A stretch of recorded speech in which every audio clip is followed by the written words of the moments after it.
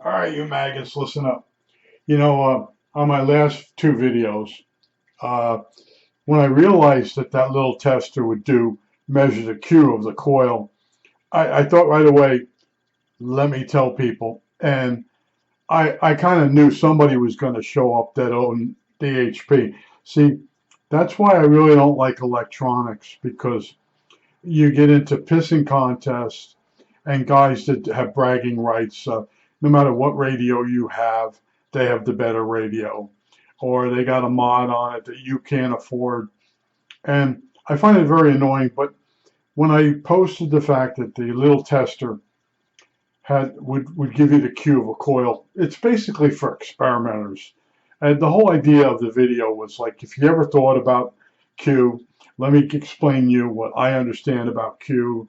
And I didn't get into, like, I wound wave coils. I made a Arduino, and I made a coil winder that wound wave coils. Go look up. I've been doing experiments, and I thought about getting the HP unit and restoring it. But I'm saying to myself, you know what? You really don't need it. If you're an engineering person and you're designing something and you need to make a specific coil for a transmitter or something, yeah, then you need the piece of equipment. But I just wanted to tell everybody, basically, you get a ballpark idea with the little tester of the Q. How accurate it is, I don't know, but I know right away. And the person's like, well, I'll send you some coils.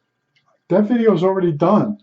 Uh, Save that idea for one of your videos. You can set yourself up like the guy with the $40,000 lab, and he's showing you all this stuff that you're never going to need in your lifetime or 10 lifetimes. But I didn't realize that little tester, it did read the microhenries. Remember that microhenries, micros, millihenry, microhenries. See, I had a 100 microhenry choke in my hand, and I wanted to use that as the input for an RF amplifier to do the front end of an AM radio on the higher frequencies. So I didn't even get to the point where I checked to see if I could wind a couple windings over the choke in order to make it an RF coil. I put the coil in the uh, little tester just to verify I had the right choke in my hand, the 100 micro Henry choke. And it read 100, and then all of a sudden down below I spotted the Q equals, I believe it was 12. And I'm like, this thing reads Q? And I realized that yes, the HP tester is probably better. But for the average experimenter to try to guess, I wound this coil, is it going to have a high Q, or is the Q going to be low? And it's to provoke thought. Where other people, it with them becomes a pissing contest. Or I have this piece of equipment. I hate those people. I've told you time and time again. I don't like you guys. You inhibit other people from ever doing anything.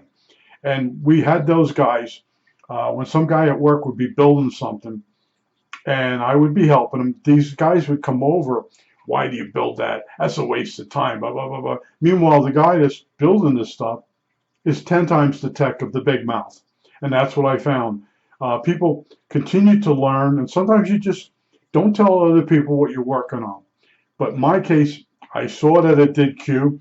The guy's going, well, what frequencies?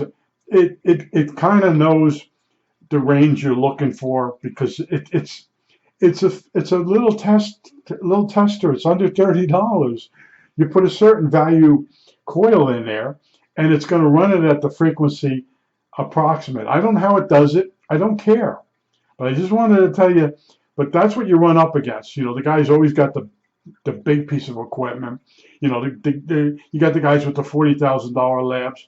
In the frame, that's my best meter that I have. This is the meter that I bring out when I'm not sure my other meters are reading correctly. This is my verification. This tests, it'll do inductors. What else does it do? It does resistors, inductors, and capacitors. All right, this is the thing I bring out. But then I found out that little tester is so much quicker.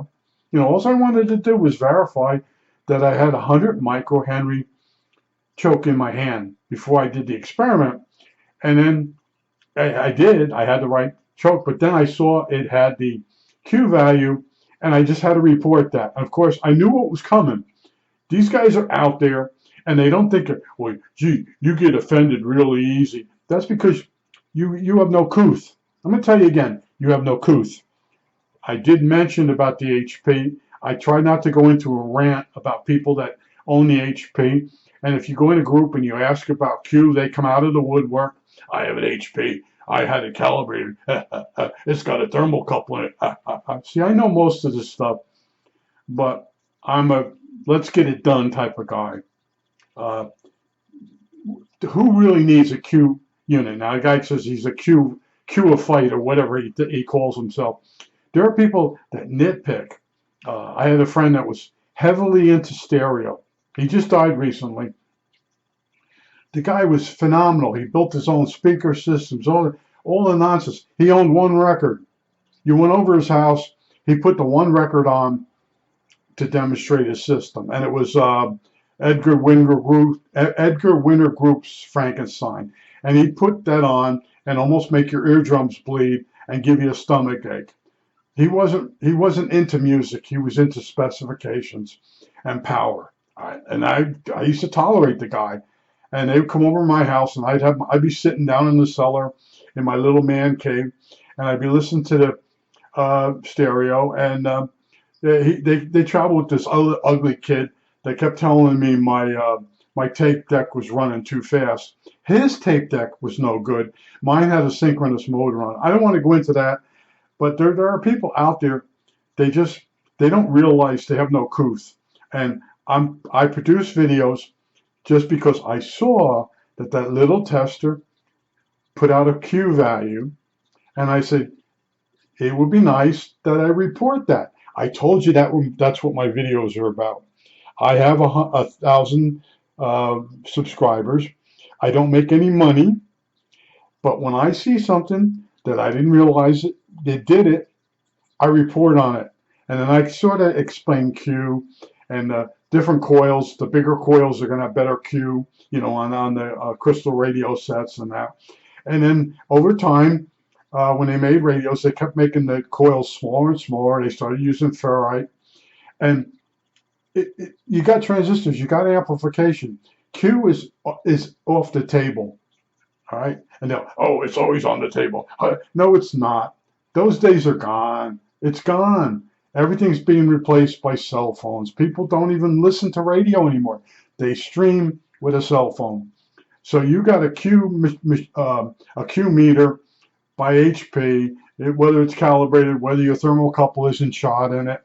But basically, all I was reporting that you can get a Q value just for experimentation. You need to build stuff, and these guys that they buy expensive stuff, they use it as a touting. Well, I built this, I designed it. I'm showing you all the things I built, and I tell you, there was almost 1,000 videos that I deleted because of trolls. And these trolls, they don't understand they're rude. They're not couth. And I don't care how upset they get. I reached the goal of 1,000 subscribers. That was the goal. I made it. And I did it my way. I didn't kowtow to people. Oh, you should do this video. You should do. That's not what I'm doing. When I run into something that I never saw before, or I find a problem and a solution, I show the solution. It's totally different than making content up. They can't get that through their little pea brains or their fat heads, whichever they got. Either they got a pea brain or a big fat head. I think that's it. All right, that's it.